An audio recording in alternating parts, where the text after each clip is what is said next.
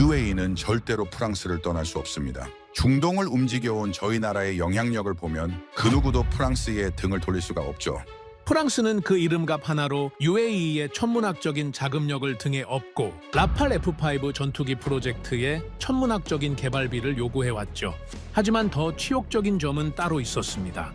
개발 핵심 소스와 장비 노하우 기술은 공유하지 않겠다는 것이었는데요. 아니, 집은 같이 짓자고 돈은 받아놓고 정작 현관 비밀번호는 자신들만 알겠다는 심보라니요? UAE는 다른 방법이 없었기에 울며 겨자 먹기로 응할 수밖에 없었죠. 하지만 최근 한국의 KF-21 출고식 참석 이후 그 판도가 완전히 뒤집혀 프랑스 정부를 충격에 빠뜨린 것이었는데요. 프랑스 개발비 싹 다 빼서 한국에 올인하겠습니다.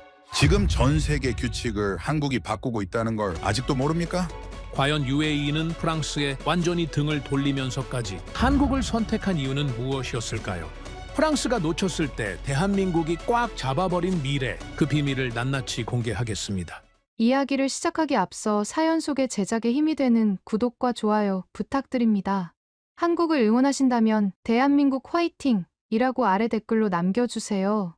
UAE가 라팔 F5 프로젝트의 자금 집행을 전면 보류했습니다. 분석관이 잠시 숨을 고르더니 낮고 조심스러운 목소리로 말을 이었습니다. 그리고 현재 UAE가 대안으로 진지하게 검토 중인 것이 한국의 KF-21입니다. 그 순간 회의실 안에 있던 모든 소리가 한꺼번에 멈춘 것 같았습니다. 그 짧은 한 문장이 회의실의 공기를 단번에 얼어붙게 만들었습니다.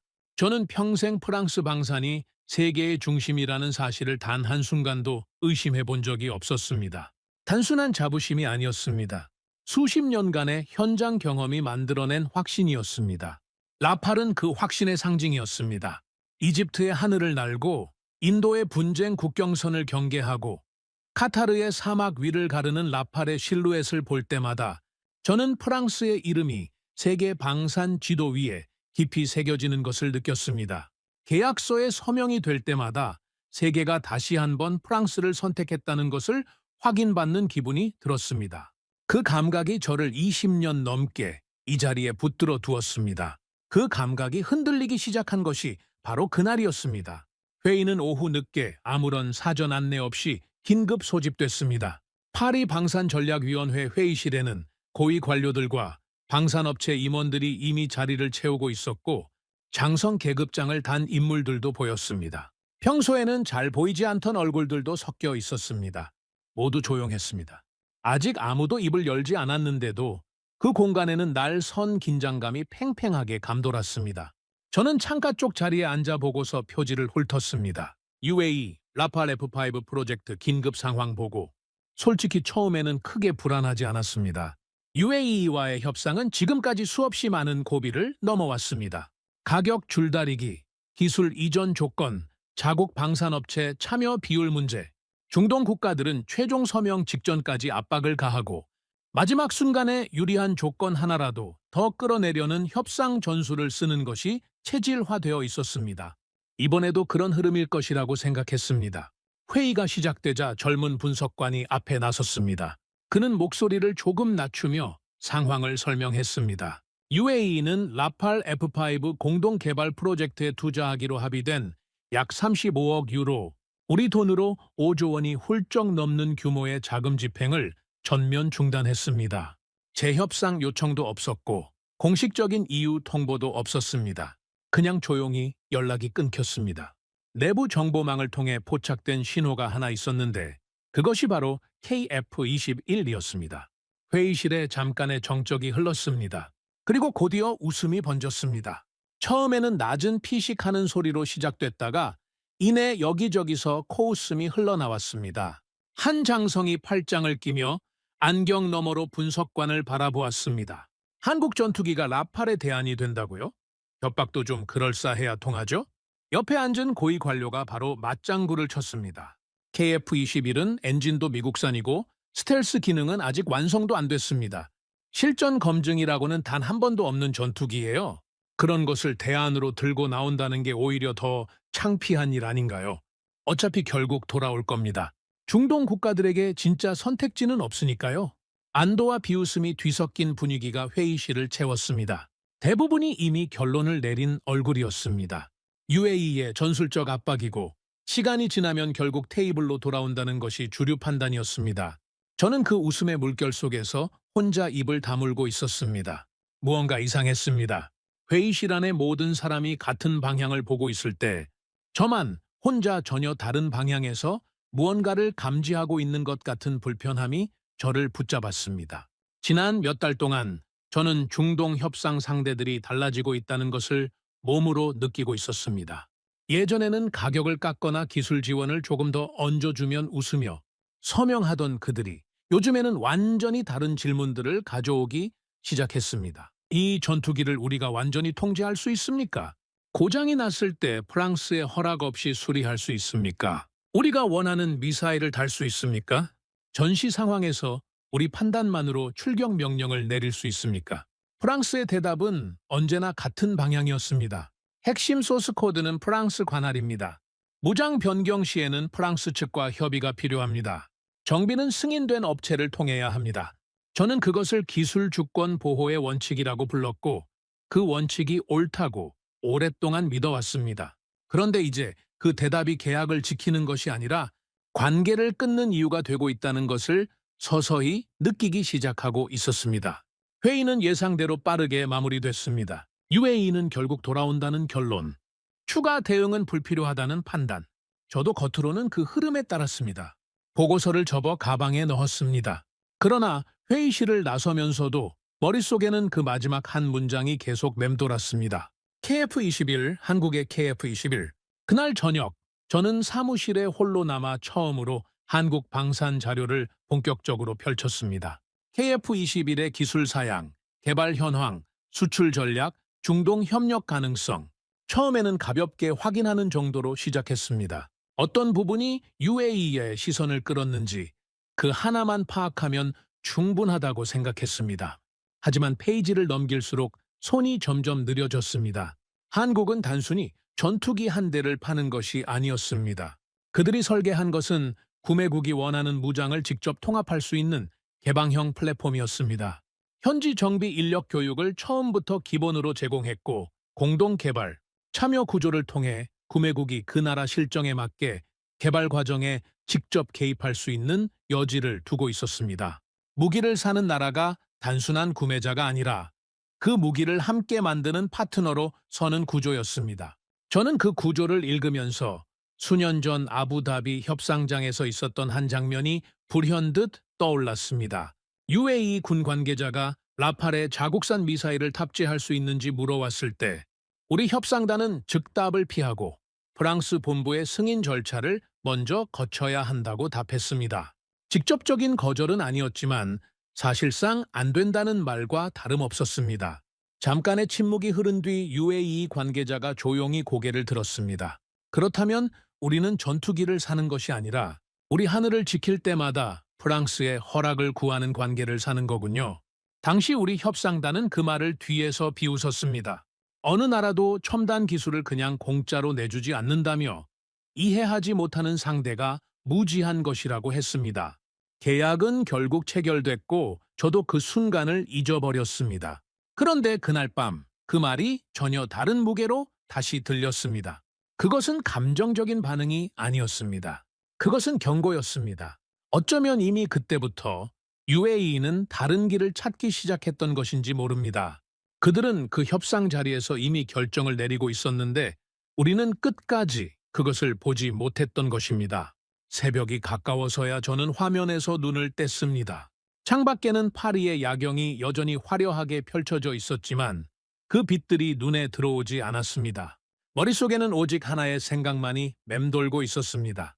프랑스는 고객을 통제하면서 무기를 팔았고 한국은 고객이 스스로 강해질 수 있도록 도우면서 무기를 팔고 있었습니다. 프랑스는 기술을 움켜쥐었고 한국은 기술의 문을 열어두었습니다. 그리고 세계는 지금 어느 쪽을 향해 돌아서고 있는가? 저는 그날 밤 처음으로 두려움이라는 감정을 느꼈습니다. 단순한 계약 하나를 잃었다는 아쉬움이 아니었습니다. 프랑스가 시대 그 자체를 잃어가고 있을지도 모른다는 훨씬 더 깊고 어두운 공포였습니다. 새벽 2시가 넘었는데도 저는 사무실을 떠나지 못했습니다. 책상 위에는 한국 방산 관련 출력물들이 어느새 두꺼운 더미를 이루고 있었습니다. KF-25 전공투, K2 전차, K9 자주포, FA 피싯 어느 하나만 들여다보려 했는데 자료 하나를 보면 또 다른 자료로 이어지고 그것이 또 다른 연결 고리를 만들었습니다. 저는 눈을 비비며 화면을 다시 바라봤습니다. 솔직히 고백하자면 조사를 시작하기 전까지 저는 한국을 이렇게 생각했습니다. 빠르게 흉내를 내는 나라, 가격은 싸지만 핵심이 빠져 있는 나라, 프랑스나 미국이 불편한 나라들에게나 어울릴 법한 이순위 대안. 그 생각이 얼마나 오만하고 좁은 시선이었는지를 저는 자료를 넘기면서 하나씩 깨닫기 시작했습니다. 처음 충격을 준 것은 KF-21의 설계 철학이었습니다.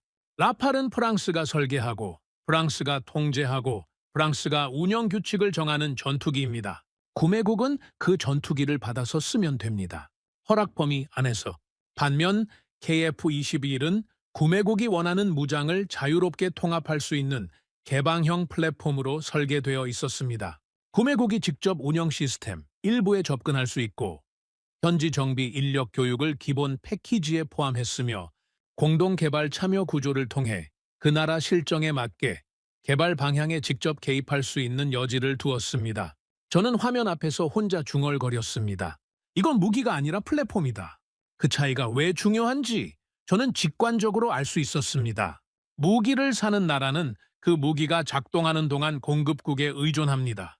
하지만 플랫폼을 사는 나라는 그 플랫폼을 기반으로 자기 방식대로 전투체계를 구축합니다. 공급국이 없어도 독자적으로 운영할 수 있는 능력을 키워갑니다. 의존하는 것이 아니라 성장하는 것입니다. 프랑스는 의존을 팔았고 한국은 성장을 팔고 있었습니다. 그 사실이 머리로는 이해되면서도 마음으로는 쉽게 받아들여지지 않았습니다. 저는 오랫동안 프랑스 방산의 가장 강력한 무기가 기술 그 자체가 아니라 고객을 기술에 의존하게 만드는 구조라고 믿어왔기 때문입니다.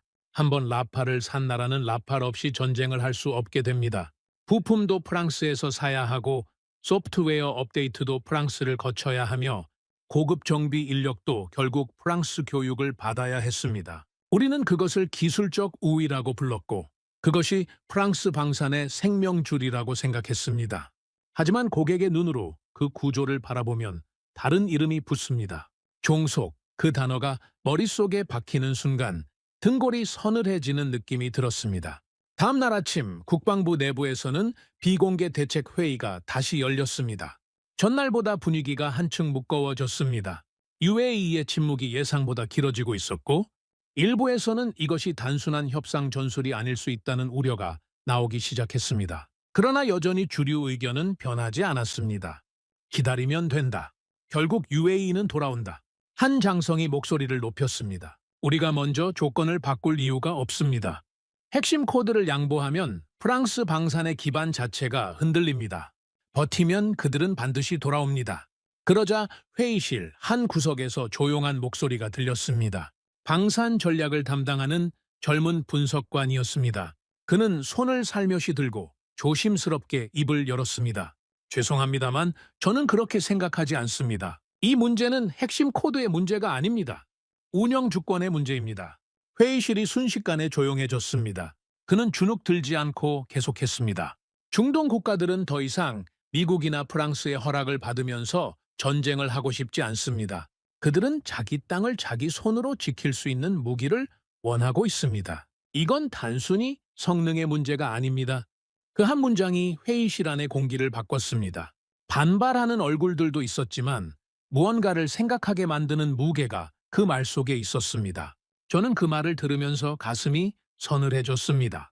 그 한 문장이 지금 벌어지고 있는 모든 상황을 정확하게 설명하고 있었기 때문입니다. 운영 주권. 저는 그 단어를 오랫동안 진지하게 생각해 본 적이 없었습니다. 방산 협상에서 주권이라는 개념은 항상 기술의 영역에서 다뤄졌습니다. 어떤 기술을 넘기고 어떤 기술을 보호하느냐의 문제였습니다. 그런데 중동 국가들이 말하는 주권은 그것이 아니었습니다. 훨씬 더 근본적인 것이었습니다. 전쟁이 터졌을 때 남의 허락 없이 자기 판단으로 움직일 수 있는 능력, 자국의 하늘을 자국의 결정으로 지킬 수 있는 권리, 미사일 하나를 교체하는데도 파리에 전화를 걸지 않아도 되는 자유, 그리고 그 자유를 보장해주는 무기를 공급하는 나라가 한국이 되려 하고 있었습니다. 회의가 끝나고 사무실로 돌아오는 내내 저는 또 다른 협상 장면을 떠올리고 있었습니다. 라팔 계약 마무리 단계에서 UAE 측 인사가 우리 협상단에게 물어왔습니다. 전시 상황에서 소프트웨어 업데이트 없이도 독자 운영이 가능하냐고. 우리는 직접 답을 하지 않았습니다. 기술적으로 복잡한 부분이 있다며 애둘러 넘겼습니다. 그러자 그 인사가 차갑게 웃으며 말했습니다. 그렇다면 정리하자면 우리가 전쟁을 하고 있는 순간에도 프랑스에 연락을 해야 한다는 뜻이군요. 당시 우리 협상단은 그 말에 정색했습니다. 절차상의 문제를 감정적으로 해석하지 말라고 했습니다. 계약은 결국 체결됐고 저도 그 순간을 묻어버렸습니다. 하지만 이제 저는 그날 UAE가 어떤 결정을 내리기 시작했는지 알 것 같았습니다. 그들은 이미 그때부터 다른 파트너를 찾고 있었던 것입니다. 회의가 끝난 뒤 자료를 정리하면서 저는 한국 관련 보고서 안에서 충격적인 문장을 하나 발견했습니다. 한국은 구매국을 종속시키지 않고 공동개발 파트너로 만든다. 저는 그 문장을 3번, 4번 반복해서 읽었습니다. 폴란드와는 현지 생산 체계를 함께 구축하고 중동과는 공동 투자 방식으로 접근하며 동남아시아와는 기술 협력으로 이어지는 구조였습니다. 한국은 상대 국가가 스스로 방위 산업을 키울 수 있도록 돕고 있었습니다. 단순히 무기를 팔고 끝나는 것이 아니라 상대 국가의 방산 역량 자체를 함께 성장시키는 방식이었습니다. 프랑스는 기술을 팔면서 고객을 붙잡아 두려 했고 한국은 기술을 나누면서 고객을 자기 편으로 만들고 있었습니다. 그 차이를 오래 바라보면서 저는 처음으로 프랑스가 잃고 있는 것이 단순한 계약금이 아니라는 사실을 깨달았습니다. 우리가 잃고 있는 것은 미래의 동맹 질서였습니다. 한국은 무기를 파는 것이 아니라 새로운 국제관계의 틀을 조용히 만들어가고 있었습니다. 우리는 그것을 눈치채지 못한 채 여전히 과거의 방식으로 세상을 읽고 있었습니다. 저는 자료를 덮고 의자의 등을 기댔습니다. 사무실 안이 갑자기 더 좁고 답답하게 느껴졌습니다. 프랑스는 항상 세계가 자신들에게 와야 한다고 믿었습니다. 고객이 프랑스의 방식을 배우고 프랑스의 조건을 따르고 프랑스의 허락 안에서 움직여야 한다고 생각했습니다. 그러나 한국은 달랐습니다. 그들은 세계 속으로 직접 들어가고 있었습니다. 고객에게 우리의 규칙을 따르도록 요구하는 것이 아니라 고객의 필요에 맞춰 자신들을 맞추고 있었습니다. 그날 밤 저는 처음으로 깊은 자책에 빠졌습니다. 수십 년 동안 방산 협상 테이블에 앉아서 저는 한 번이라도 상대방의 눈으로 이 관계를 바라본 적이 있었는가? 우리가 원하는 것만이 아니라 그들이 진짜로 필요로 하는 것이 무엇인지 물어본 적이 있었는가? 대답은 너무나 명확했습니다. 없었습니다. 우리는 세계 최고의 전투기를 만들었지만 상대방이 원하는 것이 무엇인지는 끝내 이해하려 하지 않았습니다. 그 대가를 지금 치르고 있었습니다. 그리고 한국은 우리가 외면했던 그 자리를 조용히 파고들고 있었습니다. 그날 밤 사무실 책상 위에는 보고서 한 권이 펼쳐져 있었습니다. 제목은 중동판 나토와 한국의 역할이었습니다. 처음 그 제목을 봤을 때는 솔직히 웃음이 나올 뻔했습니다. 한국이 중동 안보 질서의 중심이 된다는 발상 자체가 몇 달 전까지만 해도 터무니없는 소리처럼 들렸을 겁니다. 그런데 이제 저는 그 보고서를 보며 웃을 수가 없었습니다. 지난 며칠 동안 제가 직접 확인한 것들이 그 제목을 충분히 현실로 만들고 있었기 때문입니다. 보고서를 열자마자 첫 문단부터 가슴에 걸렸습니다. 중동 국가들은 더 이상 미국이나 프랑스가 필요할 때만 무기를 공급하고 위기가 생기면 제한을 거는 방식에 강한 불만을 품고 있다는 내용이었습니다. 특히 이란의 드론과 미사일 공격이 반복되면서 중동 국가들은 외부 허락 없이 언제든 독자적으로 움직일 수 있는 방어 체계를 원하게 됐다고 분석했습니다. 그리고 마지막 문장에 이렇게 적혀 있었습니다. 한국은 무기를 판매하는 국가가 아니라 자립 가능한 안보 체계를 설계해주는 국가로 평가받고 있다. 저는 한동안 그 문장에서 눈을 뗄 수 없었습니다. 자립 가능한 안보 체계를 설계해주는 나라. 그것이 중동이 한국을 보는 방식이었습니다. 무기를 파는 나라가 아니라 그 나라가 스스로 싸울 수 있는 구조를 만들어주는 나라. 프랑스가 수십 년 동안 팔려 했던 것과 한국이 팔고 있는 것이 얼마나 다른지 저는 그 한 문장으로 너무 선명하게 보았습니다.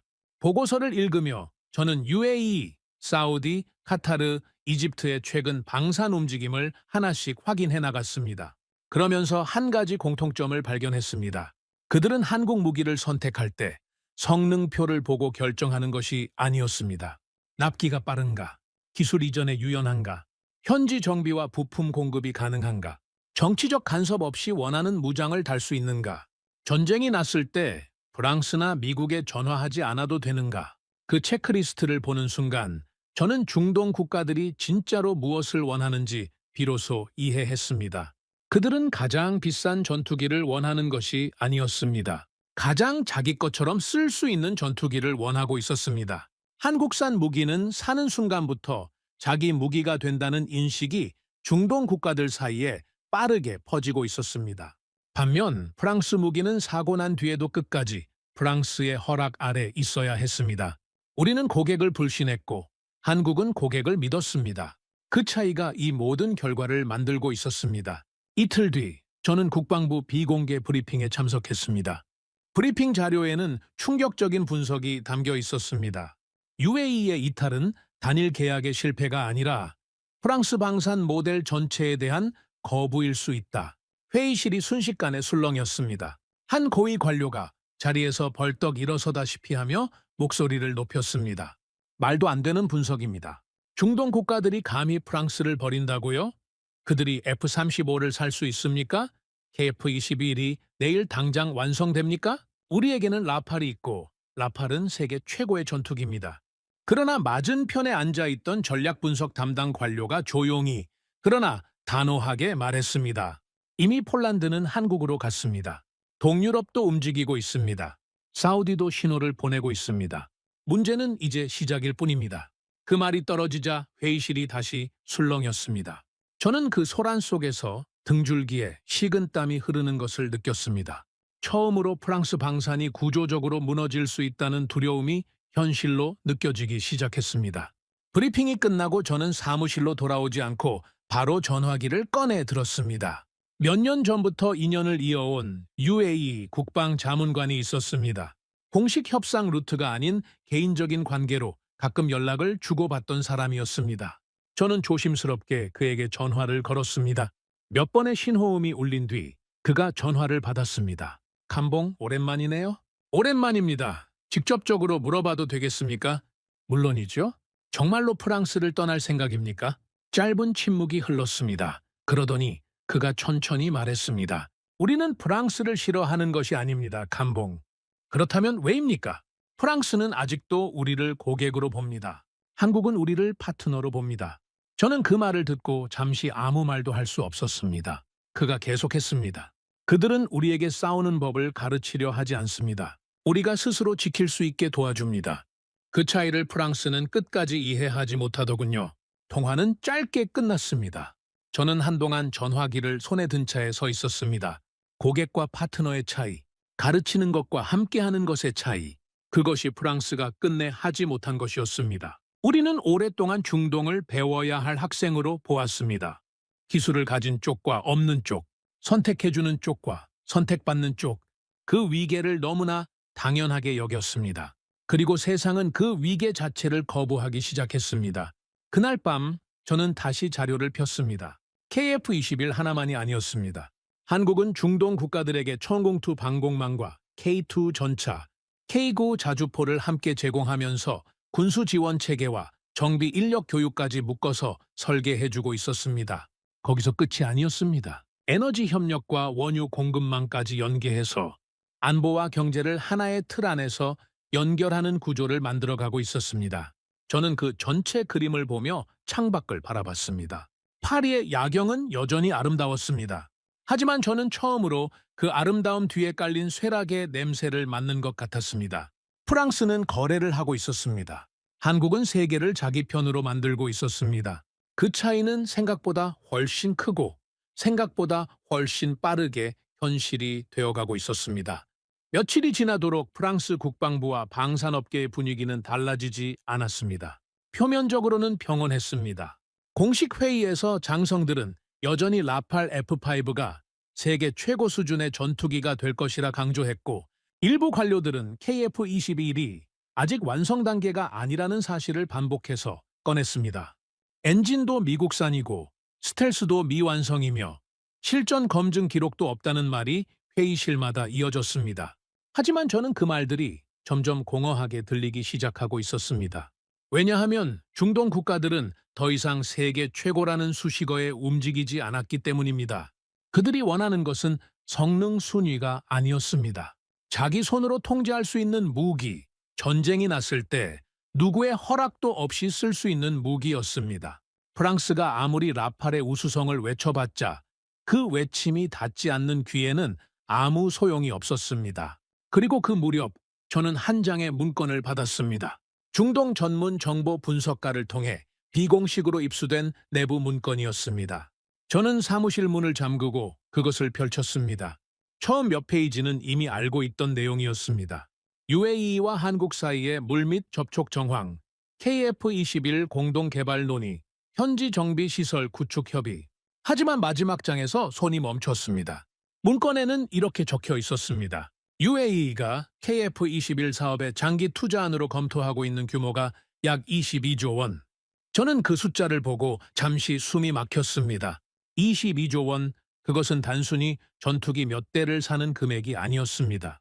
그 규모는 국가 안보 체계를 함께 설계하는 수준이었습니다. KF-21 공동 개발에 참여하고 현지 정비 인프라를 구축하고 중동형 무장 체계를 통합하며 추가 방공, 네트워크까지 연결하는 전체 그림에 들어가는 자금이었습니다. UAE는 단순히 전투기를 사려는 것이 아니라 한국과 함께 자국 방위 산업의 미래를 설계하려 하고 있었습니다. 그 문건이 말하는 것은 충격적이었습니다. 프랑스가 잃은 것은 단순한 개발비 5조 원이 아니었습니다. 앞으로 수십 년 동안 이어질 중동 방산 주도권 전체였습니다.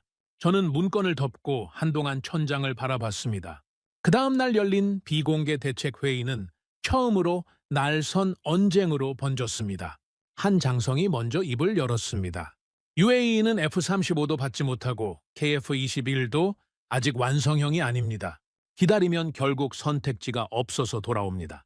그러자 다른 관료가 맞받아쳤습니다. 그들이 원하는 것은 완성형 전투기가 아닙니다. 자기 나라가 직접 통제할 수 있는 전투기입니다. 그 두 가지는 완전히 다른 이야기입니다. 우리가 왜 기술을 넘겨줘야 합니까? 그러면 프랑스 방산의 경쟁력이 사라집니다. 넘기지 않으면 시장을 잃습니다. 이미 잃고 있습니다.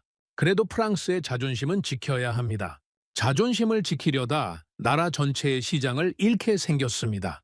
회의실은 점점 더 뜨거워졌습니다.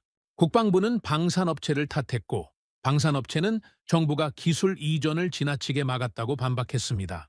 누군가는 협상 전략의 실패라고 했고 누군가는 애초에 UAE의 요구 자체가 무리였다고 했습니다. 서로가 서로를 향해 손가락을 뻗었습니다. 저는 그 모습을 지켜보며 조용히 의자의 등을 기댔습니다. 프랑스가 패배한 이유가 기술의 부족이 아니라는 것, 협상 전략의 실수가 아니라는 것을 저는 이미 느끼고 있었습니다. 문제는 오만이었습니다. 우리는 너무 오랫동안 세계가 자신들에게 와야 한다고 믿어왔습니다.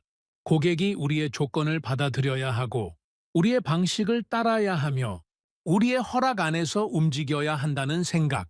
그 생각이 수십 년간 단 한 번도 의심받지 않은 채 굳어져 왔습니다. 그리고 세상은 바뀌었습니다. 그날 저녁, 저는 한국이 중동을 향해 펼치고 있는 전략을 다시 한번 처음부터 정리해봤습니다. 청웅2 방공망으로 중동의 하늘을 지키고 K2 전차와 K9 자주포로 지상 방어를 보강하며 드론과 레이더 체계까지 통합한 입체 방어 구조를 설계해줍니다. 그 위에 군수 지원 체계와 정비 인력 교육, 현지 생산 기반 구축까지 얹습니다. 그리고 에너지 협력과 원유 수송 네트워크까지 연계해서 안보와 경제를 하나로 묶는 패키지를 만들어갑니다. 프랑스는 전투기 한 기를 팔고 끝냈습니다. 한국은 국가 전체를 묶는 새로운 동맹 패키지를 만들고 있었습니다. 저는 그 전체 그림 앞에서 처음으로 공포를 느꼈습니다. 분노도 아니고 아쉬움도 아니었습니다. 순수한 공포였습니다. 한국이 중동에서 단순한 무기 공급자를 넘어 그 지역 국가들이 가장 믿는 외부 파트너가 되어가고 있다는 사실이 그 공포의 정체였습니다. 그리고 가장 무서운 것은 이것이었습니다. 한국이 그 자리에 오른 것은 어떤 정치적 거래나 힘의 논리 때문이 아니었습니다. 그들은 상대방이 필요로 하는 것을 먼저 물었고 그것에 맞춰 움직였습니다. 허락이 아니라 신뢰로 관계를 만들었습니다. 늦은 밤, 저는 홀로 사무실에 남아 책상 서랍 속 오래된 사진 한 장을 꺼냈습니다. 라팔 수출 성공 초기, 이집트와의 계약이 체결됐을 때 찍은 단체 사진이었습니다. 모두 활짝 웃고 있었습니다. 저도 그 안에 있었습니다. 그때는 정말로 세계가 프랑스의 것이라고 믿었습니다. 사진을 내려놓으며 저는 낮게 중얼거렸습니다. 우리는 세계 최고라고 떠들었지만 정작 세계가 진짜로 원하는 것이 무엇인지는 끝내 이해하지 못했다. 잠시 정적이 흐른 뒤 혼자 창밖을 바라보며 한마디를 더 했습니다. 한국은 무기를 만든 것이 아니다. 그들은 새로운 시대를 만든 것이다. 어느 날 아침 저는 중동 정보 브리핑 자료에서 짧지만 묵직한 보고를 발견했습니다. 최근 이란계 드론과 미사일 공격이 이어지는 상황에서 UAE의 주요 에너지 시설 여러 곳이 직접적인 위협을 받았지만 핵심 피해 없이 방어에 성공했다는 내용이었습니다. 그리고 그 방어의 중심에 있었던 것이 긴급 공수된 한국산 천궁투 방공 체계라고 적혀 있었습니다. 저는 그 문장을 2번 읽었습니다. 실전이었습니다. 연습이 아니라 실제 미사일과 드론이 날아오는 상황에서 한국의 방공 체계가 핵심 시설을 지켜냈다는 것이었습니다. 그것도 긴급 공수, 즉 위기가 터진 뒤에 급하게 가져간 장비로. 보고서에는 현지 관계자의 평가도 담겨 있었습니다. 예상보다 훨씬 뛰어난 성능이었다는 말이었습니다. 중동 언론이 천공투를 패트리어트의 대안이 아니라 차세대 게임 체인저라고 부르기 시작했다는 내용도 뒤를 이었습니다. 저는 보고서를 내려놓으며 창밖을 바라봤습니다. 프랑스가 수년간 중동에 공들여온 방공 협력 제안들이 머릿속을 스쳐 지나갔습니다. 우리에게도 방공 시스템이 있었습니다. 협상도 여러 차례 진행됐습니다. 하지만 프랑스는 항상 조건이 붙었습니다. 기술 이전 범위, 운용 코드 접근, 정비체계 통제. 그 조건들 하나하나가 협상을 길게 늘어뜨렸고 그 사이에 한국이 먼저 들어갔습니다. 그리고 한국은 실전에서 직접 증명해버렸습니다. 저는 그 사실이 단순한 기술적 성과가 아니라는 것을 알았습니다. 중동 국가들에게 방공망은 생존의 문제입니다. 석유 시설이 하나라도 타격을 받으면 국가 경제 전체가 흔들리는 구조입니다. 그 시설을 한국산 무기가 지켜냈다는 사실은 어떤 홍보 문구보다도 강력한 신뢰의 증거가 됐습니다. 이후 저는 한국이 중동 국가들과 맺어온 관계 방식을 더 깊이 들여다보기 시작했습니다. 한국은 계약을 마치고 나서도 사라지지 않았습니다. 납품이 끝난 뒤 기술자를 현지에 상주시키면서 운영 문제가 생기면 즉시 대응했습니다. 현지 병사들을 대상으로 직접 교육 프로그램을 운영했고 부품 공급과 정비 스케줄을 구매국의 실정에 맞게 함께 조율했습니다. 필요하면 현지 생산 라인을 함께 세우고 구매국이 원하는 방향으로 업그레이드 계획을 같이 설계하기도 했습니다. 프랑스는 계약서에 서명한 순간부터 관계가 정리되는 구조였습니다. 한국은 서명 이후부터 관계가 시작되는 구조였습니다. 중동 국가들 사이에서 한국에 대한 인식은 바로 그 차이 때문에 달라지고 있었습니다. 그들은 한국을 무기 공급자가 아니라 전쟁이 터져도 끝까지 함께 해주는 나라로 보기 시작했습니다. 그 신뢰는 어떤 성능표나 가격표보다 강력했습니다. 그 무렵 프랑스 방산업계 내부 보고서에 처음으로 한국 공포론이라는 표현이 등장했습니다. 저는 그 보고서를 받았을 때 손이 떨렸습니다. 내용은 이랬습니다. 한국은 더 이상 값싼 경쟁자가 아니다. 한국은 구매국의 정치, 군사, 경제 구조 전체에 침투하고 있다. 프랑스가 지금처럼 대응한다면 앞으로 10년 안에 중동과 동유럽의 주요 방산 시장을 대부분 잃게 될 것이다. 회의실에서 이 보고서가 공유됐을 때 일부는 과장된 분석이라며 반발했습니다. 한국이 그 정도 수준에 올라섰다는 것을 받아들이기 어려운 사람들이 여전히 많았습니다. 하지만 저는 그 보고서가 과장이 아니라는 것을 이미 알고 있었습니다. 제가 직접 본 것들이 그 문장들을 하나씩 증명하고 있었기 때문입니다. 그날 저녁, 저는 과거 함께 일했던 프랑스 방산업체 임원과 오랜만에 자리를 함께 했습니다. 파리 외곽의 작은 레스토랑에서 조용히 술잔을 기울이며 이런저런 이야기를 나눴습니다. 그는 지친 표정이 역력했습니다. 최근 협상 결과들이 연이어 어긋나면서 마음이 무겁다고 했습니다. 저는 조심스럽게 물었습니다. 요즘 중동에서 느끼는 분위기가 어떻습니까? 그는 잠깐 술잔을 내려다보다가 말했습니다. 예전에는 우리가 답이라고 생각했죠. 프랑스가 들어가면 그걸로 협상이 반은 끝났으니까요. 그런데 요즘은 달라요. 어떻게 달라졌습니까? 한국이 더 현실적이라고 말해요. 성능 이야기를 하는 게 아닙니다. 그냥 현실적이라는 표현을 씁니다. 단지 싸서 그런 건 아니겠지요. 그는 천천히 고개를 저었습니다. 제가 현지에서 직접 들은 말이 있어요. 그들은 한국이 자신들을 존중한다고 느끼는 거예요. 우리는 언제나 조건을 내걸었는데 한국은 먼저 뭐가 필요하냐고 물었다는 겁니다. 그 말에 저는 술잔을 내려놓았습니다. 존중. 그 단어가 방산 협상에서 이렇게 결정적인 요소가 될 수 있다는 것을 저는 한 번도 생각해 본 적이 없었습니다. 우리는 항상 기술과 성능이 답이라고 믿었습니다. 세계 최고의 무기 앞에서 존중이니 관계니 하는 말은 부수적인 것이라고 여겼습니다. 하지만 세상이 다르게 움직이고 있었습니다. 우리는 고객을 평가했고 한국은 고객을 이해했습니다. 저는 그날 밤 집으로 돌아오는 내내 한국의 사례들을 하나씩 되짚었습니다. 폴란드와의 계약에서 보여준 초고속 납기, UAE 방공 위기에서 보인 즉각적인 대응, 사우디와의 차세대 전투기 협력 논의, 동남아시아와의 기술 협력 구조. 한국은 단순히 강한 무기를 만드는 나라가 아니었습니다. 상대가 가장 필요로 하는 순간 가장 빠르게 움직이는 나라였습니다. 전쟁이 나면 바로 움직이고 미사일이 날아오면 즉시 방공망을 보냈습니다. 구매국이 원하는 조건이 있으면 그에 맞춰 체계를 바꾸는 유연함이 있었습니다. 언젠가 누군가가 한국을 가리켜 말한 적이 있었습니다. 한국은 무기를 보내는 것이 아니라 안심을 보낸다고. 그 말이 이제는 전혀 과장으로 들리지 않았습니다. 저는 자료를 덮으며 낮게 중얼거렸습니다. 우리는 여전히 과거의 영광 속에 살고 있었지만 한국은 이미 미래를 실행하고 있었다. 어느 시점에서 프랑스 정부와 방산업계는 결국 움직이기로 했습니다. 한국의 중동 진출을 막기 위한 총력전이었습니다. 중동 국가들을 향해 KF-21은 아직 검증되지 않은 전투기라는 메시지를 조직적으로 퍼뜨리기 시작했습니다. 라팔 F5는 여전히 세계 최고 수준이며 KF-21은 완성 단계가 아닌 미완성 플랫폼이라는 주장도 공식 채널을 통해 내보냈습니다. 일부 프랑스 언론은 한술 더 떠서 한국은 미국 기술 없이는 아무것도 할 수 없는 나라라는 논조의 기사까지 내보냈습니다. 저는 처음에는 그 전략이 어느 정도 효과를 낼 것이라고 생각했습니다. 하지만 중동 국가들의 반응은 프랑스의 예상을 완전히 빗나갔습니다. 그들은 한국을 의심하기는커녕 오히려 프랑스의 태도에 더 강하게 반발하기 시작했습니다. UAE 고위 관계자는 비공식 석상에서 이런 말을 했다는 보고가 들어왔습니다. 프랑스는 아직도 우리에게 선택지가 없다고 생각한다. 하지만 이제는 아니다. 우리에게는 한국이 있다. 사우디 측 인사도 비슷한 반응을 내보냈습니다.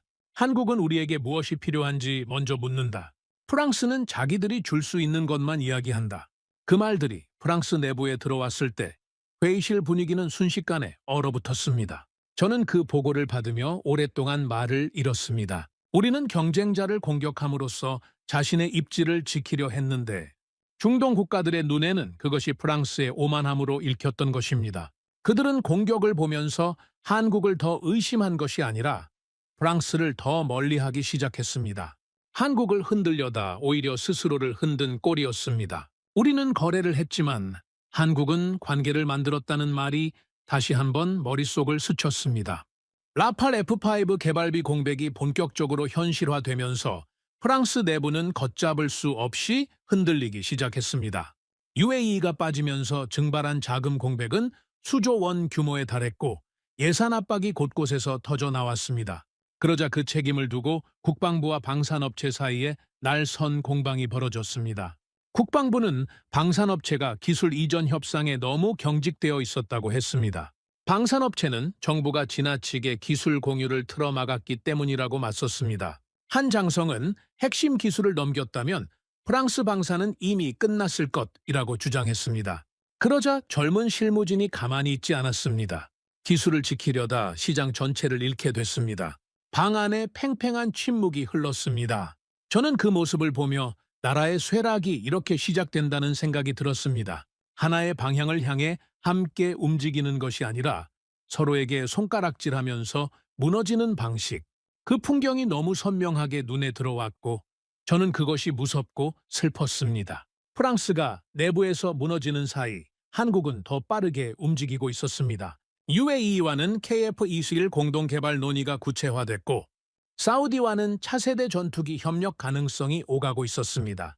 중동 각국과는 천궁2, K2, K-9 드론, 레이더, 정유 협력까지 동시에 확장되고 있었습니다. 그 과정에서 한국이 보여준 방식이 저를 다시 한번 놀라게 했습니다. 한국은 무조건적으로 기술을 퍼주는 것이 아니었습니다. 핵심은 지키되 상대국이 실질적으로 자립할 수 있는 선에서 최대한 열어주는 균형 잡힌 접근이었습니다. 원하는 것을 다 해준다는 것이 아니라 함께 성장할 수 있는 범위 안에서 최대한 협력한다는 현실적인 태도였습니다. 중동 국가들이 그 균형감에 깊이 끌리는 것은 당연한 일이었습니다. 아무 조건 없이 모든 것을 내주는 나라는 신뢰를 주지 못합니다. 하지만 핵심은 지키면서도 상대를 충분히 존중하는 선을 아는 나라는 신뢰를 만들어냅니다. 한국은 그 선이 어디인지 알고 있었고 프랑스는 그 선 자체를 없애버린 채 고객 앞에 서 있었습니다. 저는 그날 밤 파리 외곽에 있는 오래된 공군 박물관을 찾았습니다. 딱히 이유가 있었던 것은 아니었습니다. 걷고 싶었습니다. 오래된 것들을 보고 싶었습니다. 제가 이 업계에 처음 발을 들였던 시절의 감각을 다시 느끼고 싶었는지도 모릅니다. 박물관 안에는 과거 프랑스가 자랑하던 전투기들이 줄지어 전시되어 있었습니다. 각 기체 아래에는 어떤 전투에서 어떤 역할을 했는지 설명하는 안내판이 달려 있었습니다. 저는 그것들을 하나씩 읽으며 천천히 걸었습니다. 젊은 시절 처음으로 라팔의 실물을 봤을 때를 떠올렸습니다. 그 날카로운 기체를 바라보며 프랑스가 세계를 이끌 것이라고 믿었던 그 순간, 협상이 타결될 때마다 느꼈던 자부심, 중동의 하늘 위로 라팔의 엔진 소리가 울려 퍼지는 것을 상상하며 설레던 마음, 그 감각이 이제는 너무 먼 곳에 있었습니다. 저는 전시된 전투기 앞에 한참을 서 있다가 아무도 없는 그 공간에서 조용히 중얼거렸습니다. 우리는 너무 오랫동안 우리가 선택받는 나라라고 믿었다. 그 말이 입 밖으로 나오는 순간 가슴 어딘가가 아려왔습니다. 그것이 후회인지 슬픔인지 정확히 표현할 수는 없었습니다. 다만 분명한 것은 오랫동안 쌓아온 무언가가 조용히 무너지는 소리가 들리는 것 같았다는 것이었습니다. 저는 조용히 말을 이었습니다. 하지만 한국은 선택받기를 기다리지 않았다. 그들은 먼저 상대를 이해했고, 먼저 손을 내밀었고, 먼저 미래를 준비했다. 그리고 마음속 깊은 곳에서 처음으로 인정했습니다. 프랑스는 지금 한국과 경쟁하는 것이 아니다. 이미 한 시대 뒤처진 방식으로 바뀌어버린 세상과 싸우고 있는 것이다. 그 소식은 새벽에 들어왔습니다. 중동 주요 에너지 시설에 대규모 드론과 미사일 공격이 발생했다는 긴급 보고였습니다. UAE와 사우디의 핵심 에너지 인프라가 직접 위협받는 상황이었고 국제 유가가 급등 조짐을 보이면서 세계 에너지 시장 전체가 긴장 속으로 빠져들고 있었습니다. 파리에서도 긴급 대응 회의가 연달아 소집됐습니다. 프랑스와 미국은 상황을 분석하고 대응 방안을 논의하며 성명서를 준비했습니다. 하지만 실제 현장에서 가장 빠르게 움직인 것은 우리가 아니었습니다. UAE에 이미 배치된 천궁2 포대와 긴급 추가 공수된 포대가 핵심 역할을 맡으며 주요 에너지 시설 방어에 성공했다는 보고가 들어왔습니다. 중동 언론은 빠르게 이 사실을 전했습니다. 한국이 아랍의 하늘을 지켰다는 표현까지 등장했습니다. 저는 그 보도 화면을 사무실 TV로 바라보면서 아무 말도 할 수 없었습니다. 요격 장면이 화면을 가득 채웠습니다. 어둠 속에서 빛을 내며 날아오르는 요격 미사일, 공중에서 터지는 섬광, 그리고 지켜진 시설들. 그 장면은 어떤 설명보다도 명확하게 하나의 사실을 말하고 있었습니다. 중동 안보의 중심이 이제 프랑스가 아니라는 것. 저는 커피잔을 들었다가 그냥 내려놓았습니다. 아무것도 목구멍으로 넘어가지 않을 것 같았습니다. 공격이 있고 며칠이 지나자 중동 각국은 긴급 안보 회의를 열기 시작했습니다. 그 회의에서 논의된 내용이 담긴 보고서가 저에게도 전달됐습니다. 내용은 충격적이었습니다. 중동 여러 나라가 집단 방위 체계, 이른바 중동판 나토와 비슷한 구조를 논의하기 시작했다는 것이었습니다. 그리고 그 논의에서 외부 핵심 파트너로 반복해서 지목된 나라가 있었습니다. 한국이었습니다. 이유는 단순하면서도 분명했습니다. 한국은 전투기, 방공망, 자주포, 전차, 드론, 정유, 에너지 수송, 정비 체계까지 모두 연결할 수 있는 나라였습니다.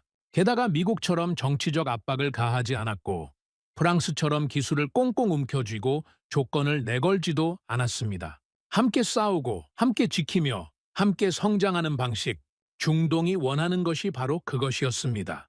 저는 보고서를 읽으며 마음속으로 중얼거렸습니다. 한국은 이미 무기 공급국이 아니다. 동맹을 설계하는 나라가 됐다. 그리고 그보다 더 충격적인 일이 일어났습니다. 라팔 F5 프로젝트 자금 공백이 심각해지면서 프랑스 내부에서 한국과의 협력을 검토해야 한다는 목소리가 나오기 시작한 것입니다. KF-21 개발 경험, 대량 생산 능력, 함재기 개발 가능성, 엔진과 레이더 공동 연구 가능성, 일부 관료는 경쟁자라도 손을 잡아야 한다고 주장했습니다. 저는 그 말을 듣고 잠시 멍해졌습니다.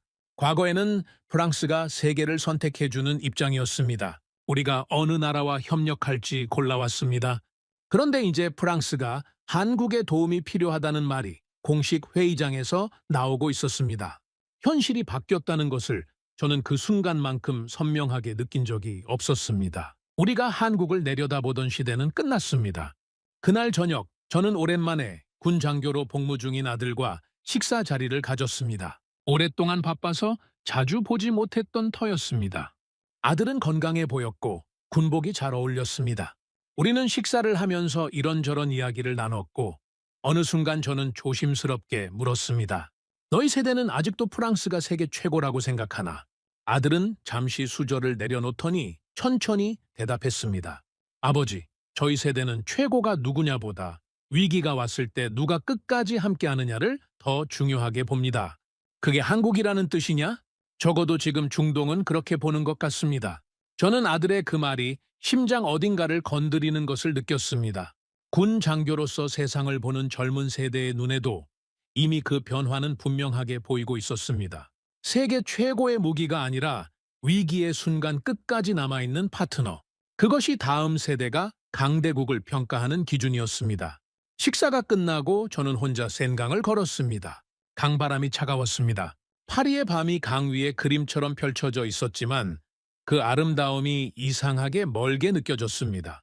저는 걸으면서 지금까지 있었던 일들을 하나씩 떠올렸습니다.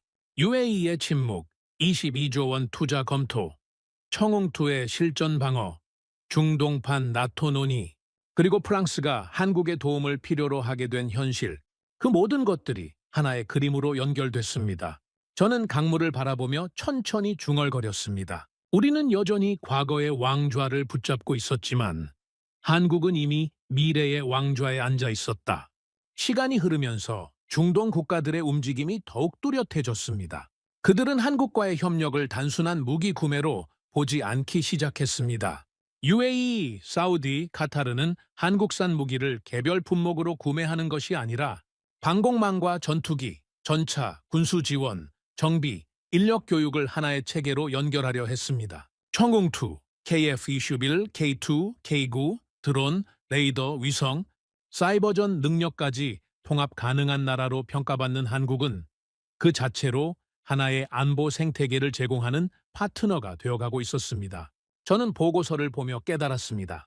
중동은 이제 한국을 무기상으로 보지 않는다. 그들은 한국을 자신들의 미래 안보 설계자로 보고 있다. 그것이 단순한 감상이 아니라는 것을 저는 그 뒤에 이어진 자료를 보면서 다시 한번 확인했습니다.